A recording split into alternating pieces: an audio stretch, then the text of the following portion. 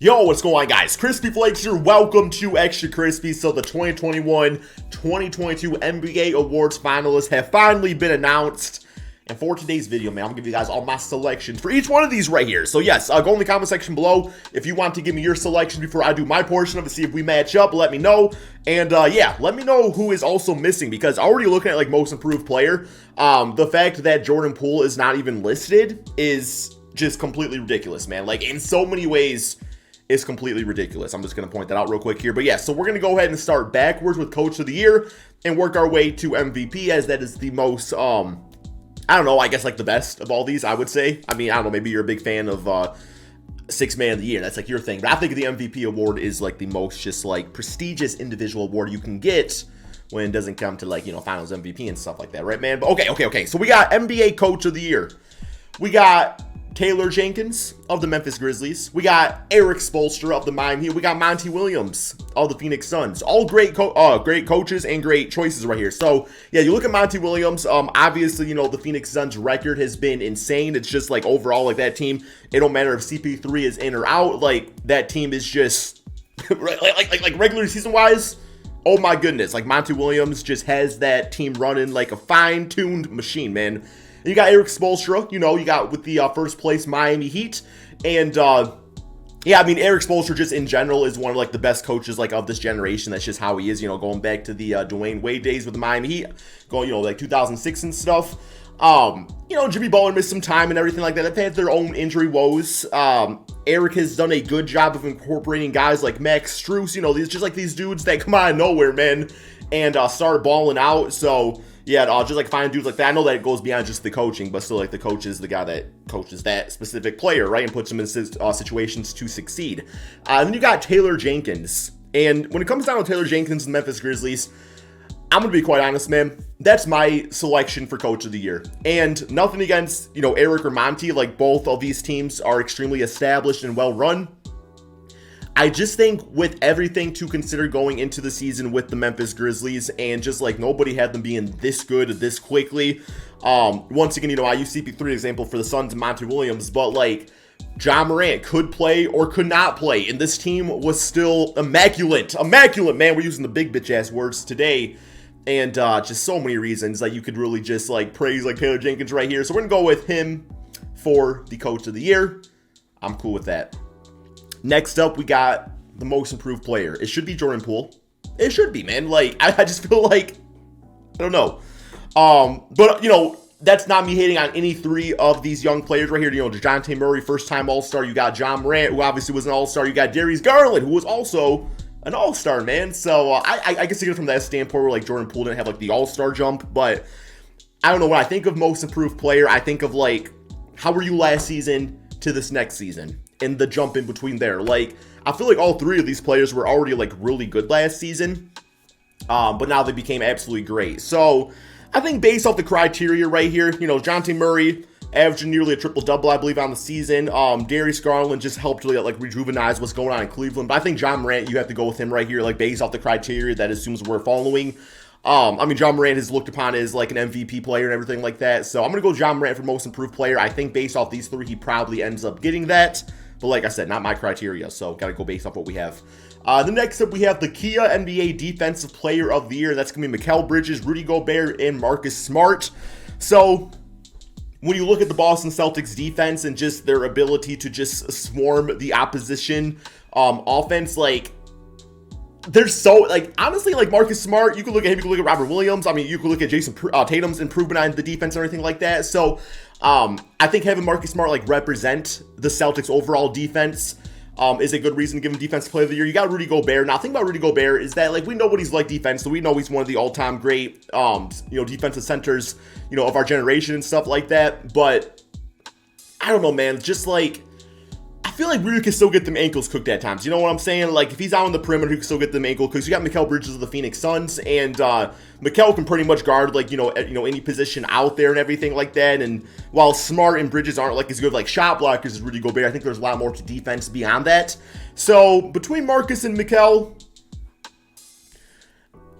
I'm personally leaning towards Mikal Bridges because I do think the Celtics system, like, while Marcus Smart's a big part of their defense, I think it's really an overall team improvement. So if this was like defensive team of the year, it would be different. But individual player, I'm going to go ahead and give it to Mikal Bridges, man. I feel cool. I feel good about that.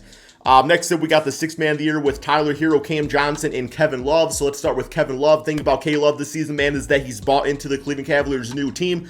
It seems for the past few seasons, he was no doubt going through the motions as the Cavaliers went through like a little bit of a mini rebuild after he signed that, I think it was like a 5-year, 6-year like Supermax contract or something like that, and was kind of dormant for a bit. And then this season, he's like, all right, we're competitive. I'm going to ball out, man. And, shout out to Kevin Love for taking on that six-man role too, because like not every veteran player is going to be able to just have that smooth transition. You look at guys from the past like Carmelo Anthony. It took Carmelo Anthony a long time to realize he needed to be a role player to really extend his usefulness to an NBA team. And Kevin Love has done that amazingly, man. So, yeah, shout out to him. You got Cam Johnson, very much so improved overall player this season. I think last year's, Phoenix Suns run to the finals and everything, that really helped his confidence and everything, and just has really helped groom him into this, career that looks like it's going to be absolutely fantastic for Cam Johnson. But, I don't think he's been as good as Tyler Hero or Kevin Love as far as sixth man of the year. So, great player, not going to win the award, though. And then you got Tyler Hero, which I think is the clear pick no matter what. You got to go with Tyler Hero. Of the Miami Heat. It's just like he's averaging like 20 plus points per game. And once again, a guy that no doubt could be starting, but overall it's like he's embraced six-man role. While I don't think that's like the long-term scope of his NBA career, I think in the moment it's really good for this Miami Heat team just having that instant offense off the bench. I'm going to give it to Tyler Hero, man, for sixth man of the year.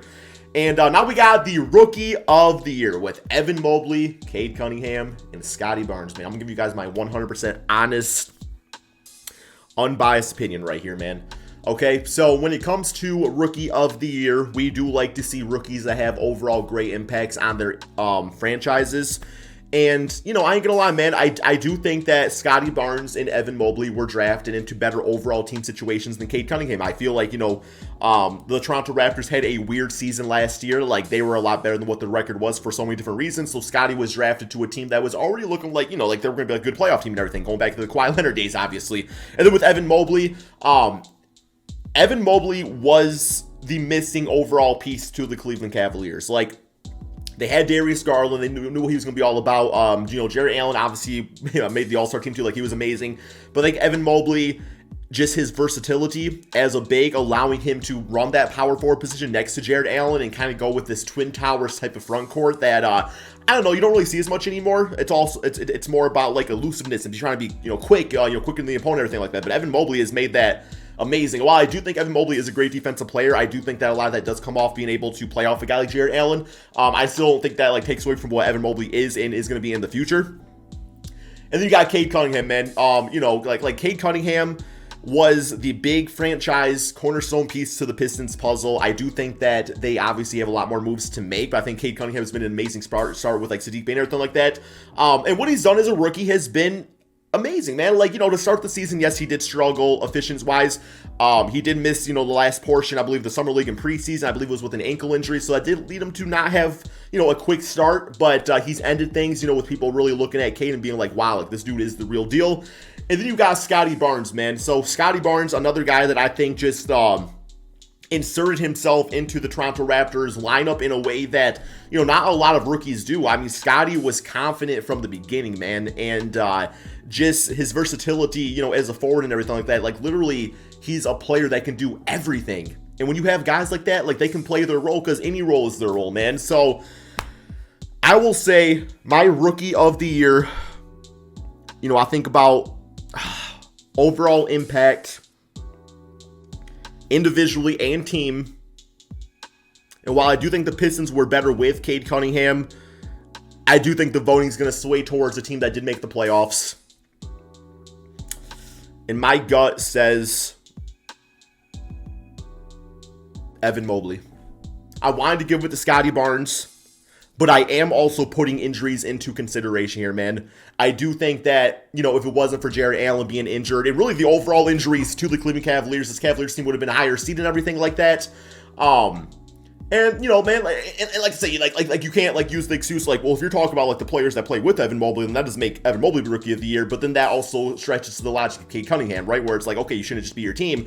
And I think Scotty Barnes is an absolutely phenomenal player, but I also think his great teammates does make that better, too. You have better players to pass to and stuff like that, and better guys to help you get open and everything like that, too. So I think overall impact, putting into consideration injuries, stuff like that, and beginning of the season impact, I'm going to give Evan Mobley, man. I'm going to say Evan Mobley, Rookie of the Year, and I'm cool with that. Love Cade, man. Love Cade. But I'm trying to be non-biased about it. Obviously, I want Cade to win it, but I'm trying to have a non-biased approach. And then we have the MVP award. It's Nikola Jokic. Like, I'm sorry. It's just Nikola Jokic, man. I don't really want to elaborate on it because I feel like I've like beaten this one down so many times, so I don't want to talk about it too much, but I think Jokic the MVP. If Giannis or Joel win it, that's fine, but I don't know. I just think for the sake of the overall consistency of the award, which really there isn't, I think Jokic has to win it, man, okay? And I know people want to jump and say, like, well, look at their team record and everything like that. Okay, let me say this. Take off the Jamal Murray and Michael Porter Jr. equivalents to the Bucks and the 76ers, and even if the numbers remain with Giannis and Joel Embiid, the record's going to be worse, man. Like, that's just how it's going to be. So I don't think the record is a good indicator of this MVP award. Like, let's say, if you took, James Harden and Tyrese Maxey, or you took Tyrese Maxey and Tobias Harris off the 76ers, or, you take Drew Holiday, Chris Middleton, something like that off the Bucks, like, it's going to be a worse record, man. So, yeah, I think it's Jokic. That's all we got for this video. What you all think, man? Thank you all so much for watching, and peace out, my friends.